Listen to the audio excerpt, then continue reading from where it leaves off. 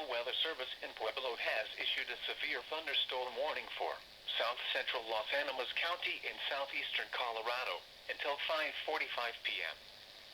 At 5:09 p.m., a severe thunderstorm was located near Erdon Pass, or 8 miles south of Trinidad, moving southeast at 10 miles an hour. Hazard, 60 miles an hour wind gusts and quarter-size hail. Source, radar indicated. Impact, hail damage to vehicles is expected. Expect wind damage to roofs, siding, and trees. Locations impacted include Starkville and Erdon Pass.